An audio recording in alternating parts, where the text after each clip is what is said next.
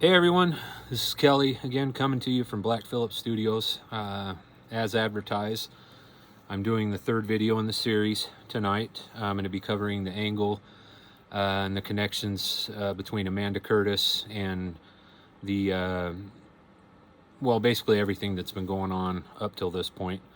In the first two videos, I outlined the accusations and allegations made against me by the Montana Human Rights Network, and in particular Travis McAdam. We covered that the letter that he composed and wrote and sent to my boss, and then what I'm assuming in an attempt to try and defame me, because my employer felt much the same way that everybody else does, that this guy's full of absolute crap, and that those were baseless allegations and accusations that he made, because they know my work ethic and they know how I conduct myself at work, and I am nothing but professional. So yeah, in this video, again, like I said, I want to cover the connection between Amanda Curtis and I'll probably go all the way back to when the fire originally occurred that burned down Mr. McVan's garage. That occurred on, I believe, March 29th of 2021. So almost a year to the day that Montana Human Rights Network decided they were going to take up the cause again and try to pursue me and Mr. McVan through the media. So anyway, getting back to the story, I talked about in the first video how the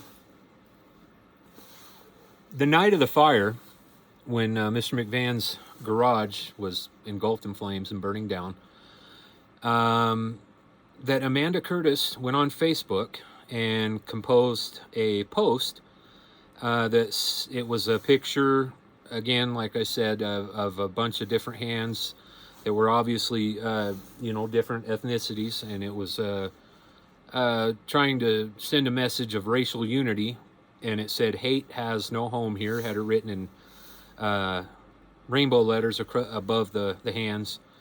And, the conclusion I draw, with my limited brain power, is that seeing as how Mr. McVan and myself have both been accused of white supremacy and racism, that a message of racial unity would be one that would kind of be a slap in the face of anybody who was being accused of those kind of things, kind of like a taunt. That's the way I perceived it. I don't know. I don't know everything, but I do know that in my mind, there was malicious intent behind it. So anyway, this post goes up the night of the fire, and almost immediately people start commenting, and one individual who goes under the moniker Ames Yo, Amesyo, apparently lives in Missoula, a young lady, made the statement, "And we will continue to hammer this home." Fire emoji, heart emoji. So I'm doing a little bit of math here, and seeing as how this post was concocted or composed, and the comments immediately started flowing in, almost as the fire was burning, that the individuals who wrote the statements or composed the post either knew something about the fire ahead of time, or had some direct involvement in it. Again, that's my deduction. But, like I said, I don't know everything.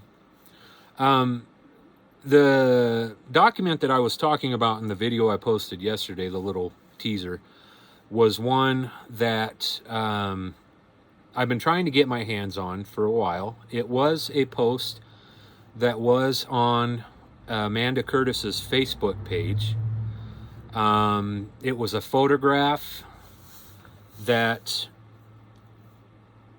it was there for a while, and then it all of a sudden mysteriously disappeared. Not sure why it disappeared.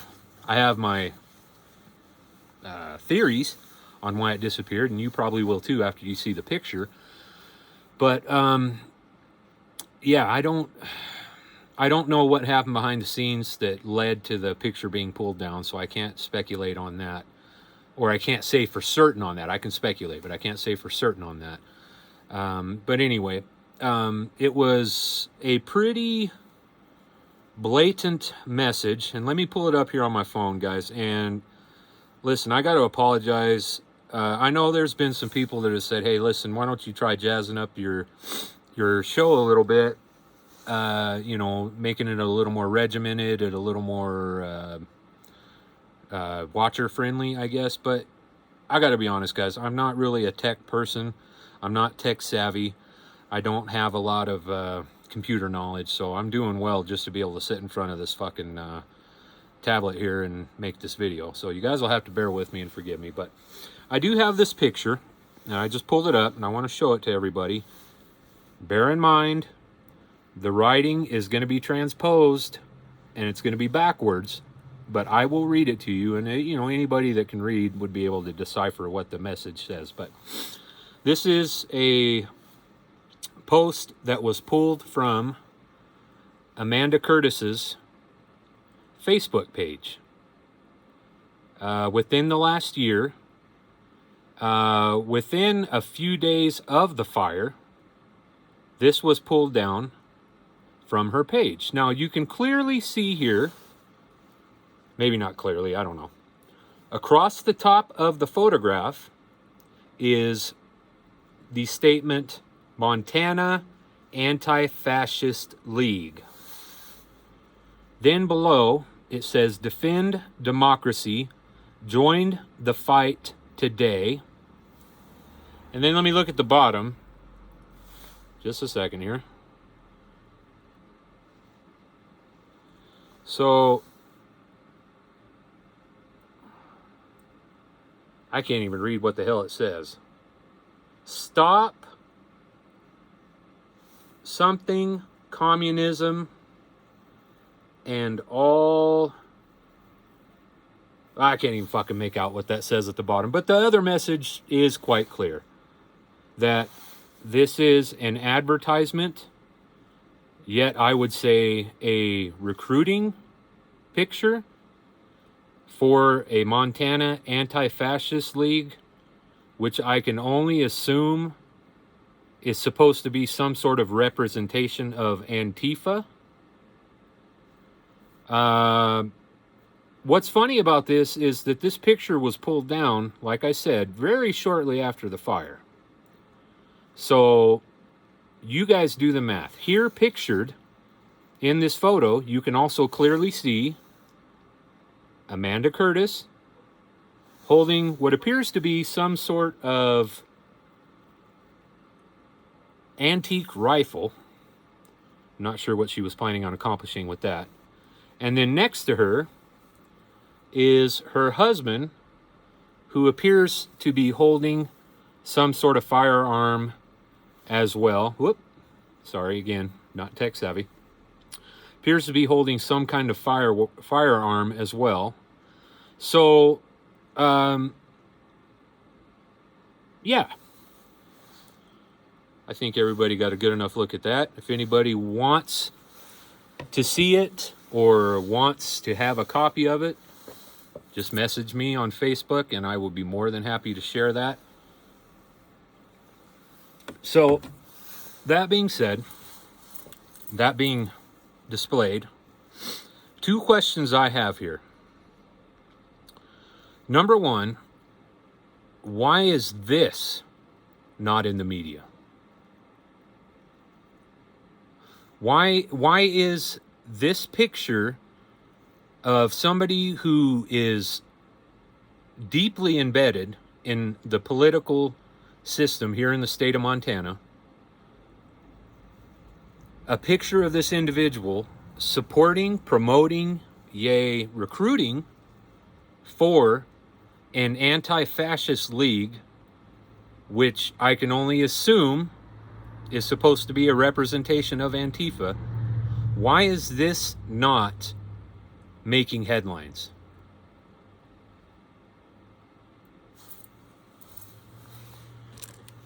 So you have Travis McAdams, Adam, again, documenting me as a white supremacist racist because of my religious beliefs.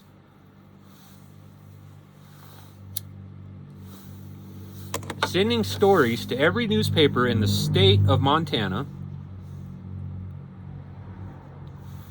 trying to get me fired from my job because of my religious views, causing an unnumerated amount of stress and anxiety for myself and my family,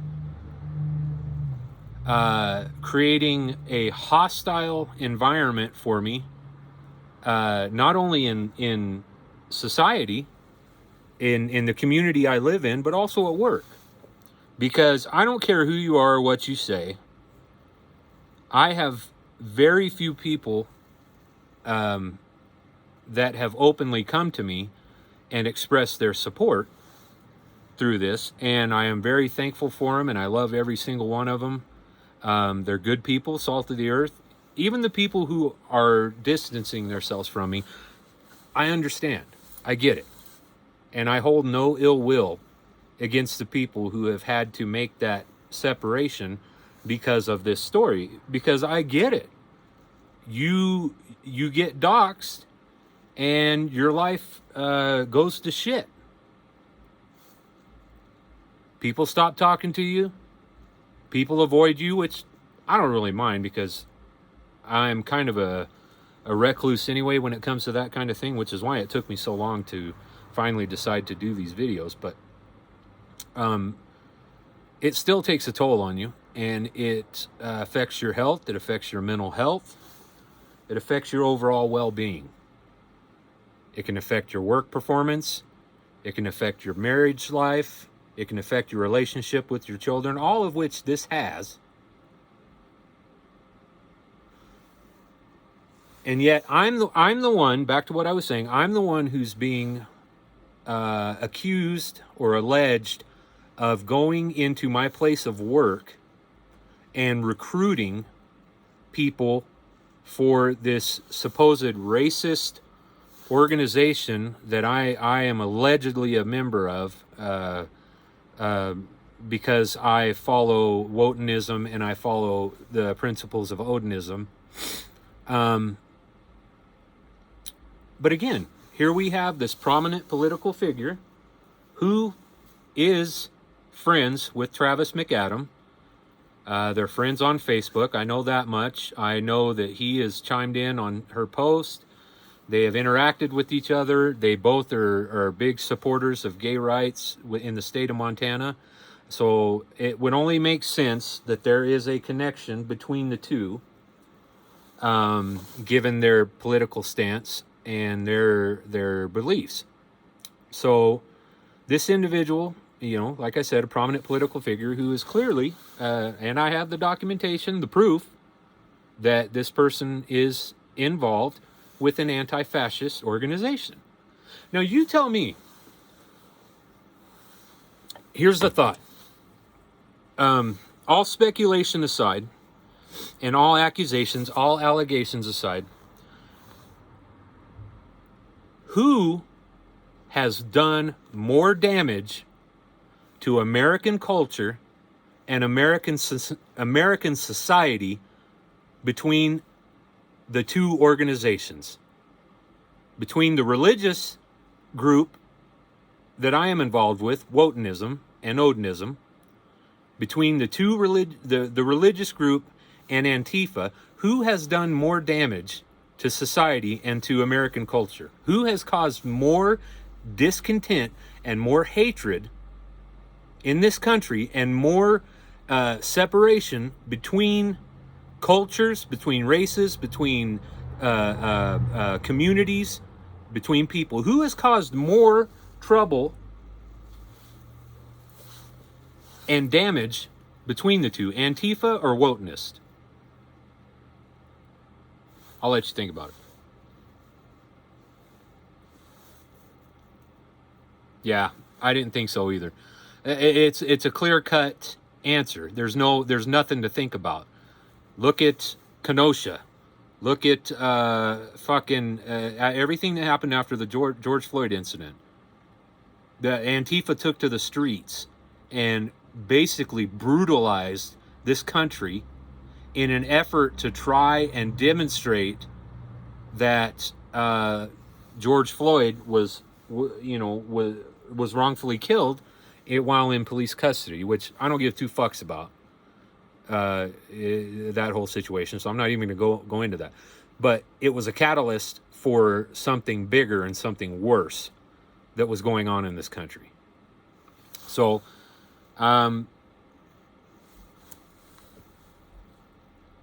my question is, again, like I stated at the beginning of the video, or towards the beginning, why is this not mainstream media news?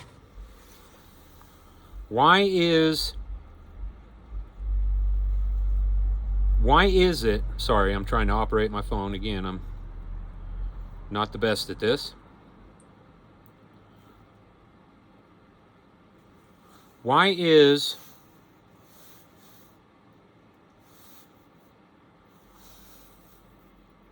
this okay, but yet my religious beliefs aren't?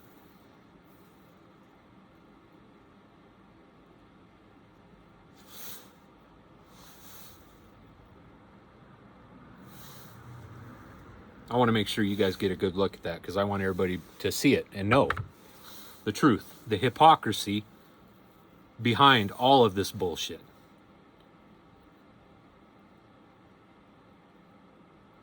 I'm telling you guys right now, the Montana Human Rights Network has gone above and beyond to try and defame me, to try and discredit me, to try and get me to renounce my religion? Renounce my fucking religion? No. Fuck you. Renounce your fucking religion.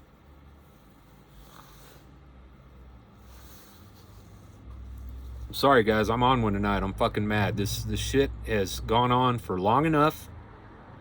I'm sick of watching on the news, in society, this kind of ridiculous bullshit going on. People trying to make their fucking political careers based off of half-assed allegations, Wikipedia bullshit that they pull off the internet and swallow like it's fucking Twinkies, and you know, the greatest thing that they've ever seen. And then to stalk people's Facebook, to go on there and stalk their Facebook profiles to try and find little tidbits of information, is fucking pathetic.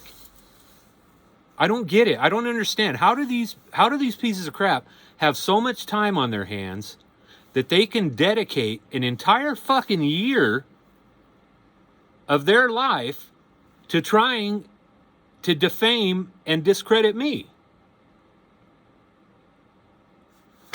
Aren't there bigger issues in the world right now? Are there not bigger issues in Montana right now? I don't understand, guys. But that being said, I'm going to let you guys be the judge. You decide. Those who know me know who I am, know what I'm about, know what I believe. Those who don't know me look at me and they see a big guy with a shaved head and tattoos, Odinist tattoos, so they automatically assume that he's got to be a racist. Because he's white, he's got a shaved head, and he's got Odinist tattoos. Oh, and he's friends with Ron McMahon. Oh, okay. There you go. So does that make everybody that's friends with Amanda Curtis domestic terrorist? Because that's what Antifa's been declared, a domestic terrorist group.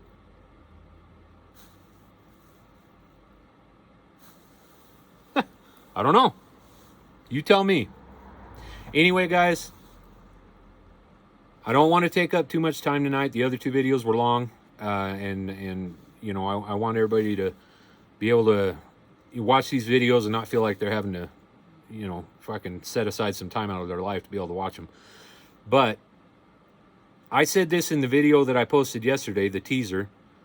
This is directly for Travis McAdam. This is a message directly for him. Just remember, you wanted this. You brought this on. You thought you had a story and you ran with it. Turns out you didn't have a story. Now you're going to have to eat fucking crow. Because as I pointed out in my second video, not only have you made accusations and allegations against me that have affected my life, affected my family's life, but now, and this is a little tidbit you didn't know because you didn't do your fucking homework and you didn't do your research. Now, not only are you openly trying to persecute someone that you've made wrongful allegations against, you're also trying to persecute an individual who has an openly gay daughter that he loves and supports. How are you going to fucking explain that one, tough guy? No, you can't. Because that's the asinine hypocrisy behind the entire fucking operation.